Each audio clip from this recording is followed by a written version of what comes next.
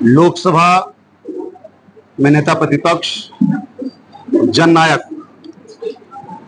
राहुल गांधी जी ने अभी कुछ दिन पहले 4-5 दिन पहले एक प्रेस वार्ता की थी कांग्रेस हेडक्वार्टर्स,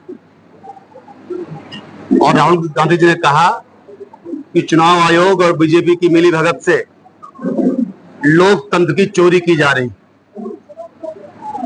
और इसके लिए उन्होंने पूरे साक्ष्य के साथ आए थे। राहुल जी कोई ऐसी बात नहीं की जो बिना किसी एविडेंस के रही।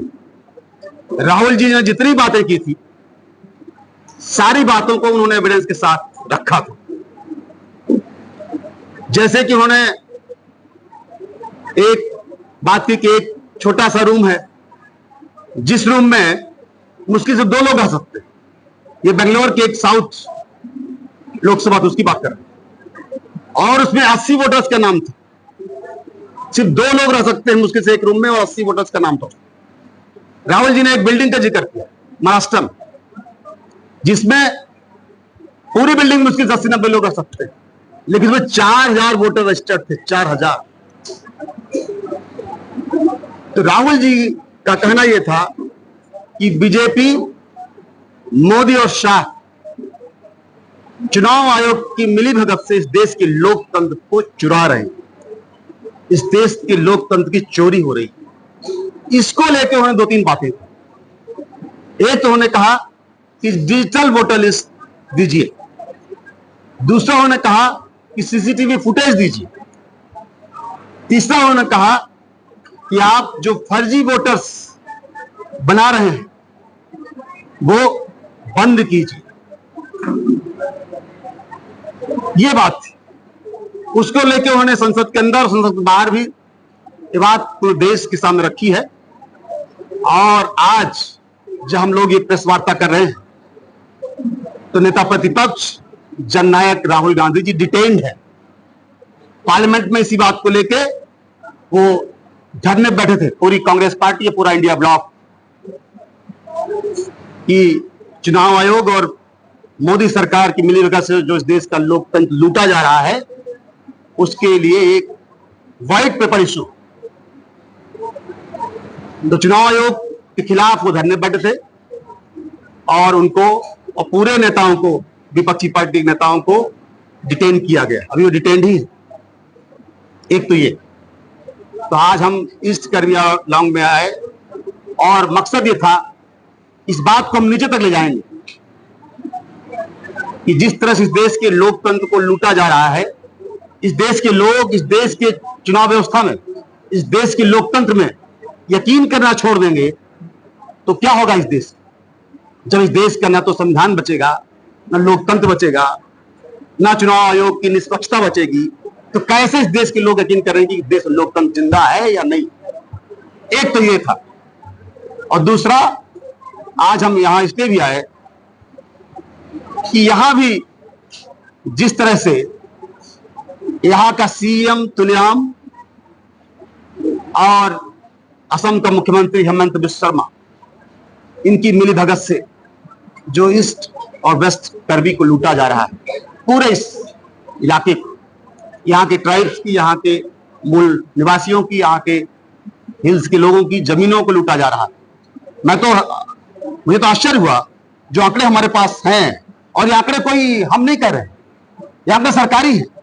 सरकारी आंकड़ों में यह है कि अदानी को सोलर प्रोजेक्ट के लिए 18,000 बीघा जमीन दी गई।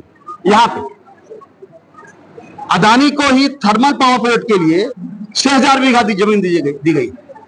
अंबानी को 13,000 बीघा जमीन दी गई है, और गोदरेज और पतंजलि को 1,16,250 बीघा जमीन दी गई। सोचिए,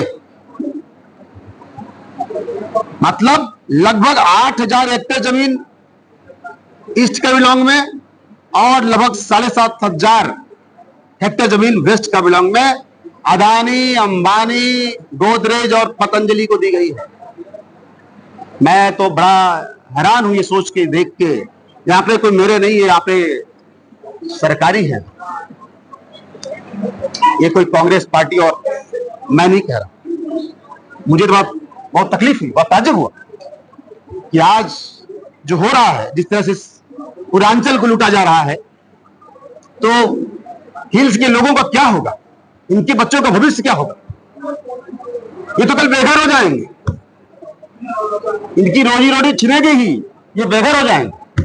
ये बड़ी तकलीफ की बात है, और मैं इसमें एक मुझे लगता है कि आप सबके सामने ये जाना चाहिए।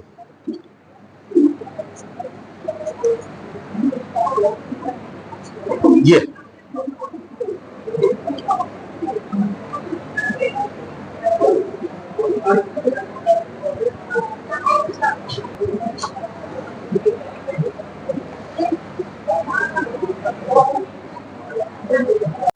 कि 2026 का जो विधानसभा का चुनाव है आसाम का, बीजेपी ने भी अपने सर्वे करा लिए हैं, हमने भी करा लिए।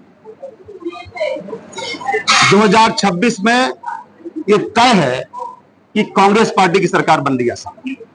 ये मैं नहीं कह रहा हूं, उनके खुद के, बीजेपी के खुद के सर्वे करे। जिस तरह से हेमंत बिस्वा शर्मा ने पिछले 5 सालों में इस प्रदेश को लूटा है, सिंडिकेट राज चलाया है, जिस तरह से उन्होंने कोयले का, सुपारी का पूरा सिंडिकेट चलाया, जिस तरह से इनकी धर्मपत्नी ने जमीन का घोटाला किया है, तो पूरी प्रदेश की जनता इनके भ्रष्टाचार से, इनके अहंकार से त्रस्त है और बहुत नाराज है।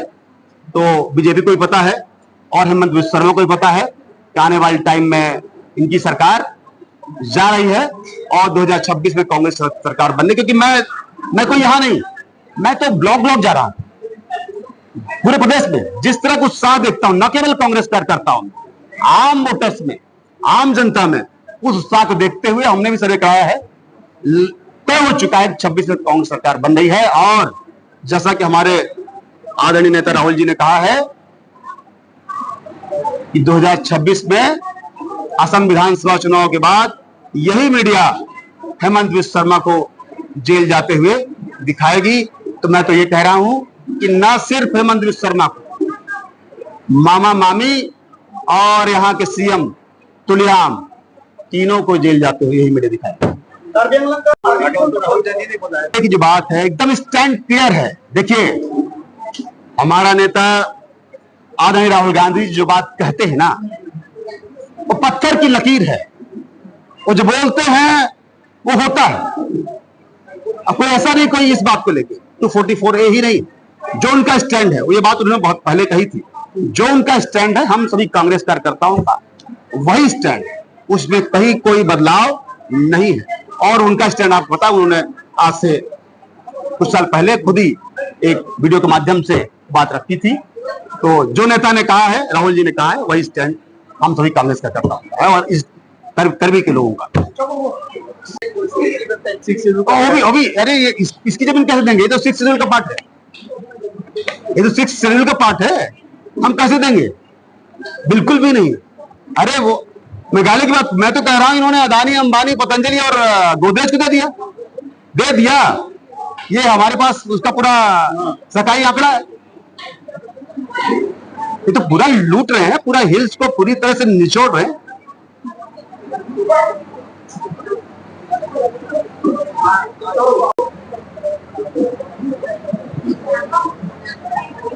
ये तुलिराम हेमंत बिस्वा शर्मा का एटीएम बन चुका है।